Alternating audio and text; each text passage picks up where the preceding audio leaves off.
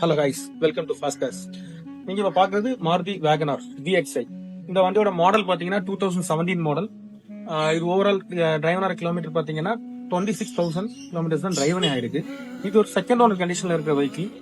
அது மட்டும் இந்த வண்டியில என்ன பாத்தீங்கன்னா எந்த ஒரு டெண்டோ கிராச்சஸ் எதுவுமே இல்ல. இது வண்டியோட இன்பில்ட் ஆடியோ சிஸ்டம், கம்பெனில இருந்தே போட்டு வரக்கூடிய ஆடியோ சிஸ்டம் வந்துடும்.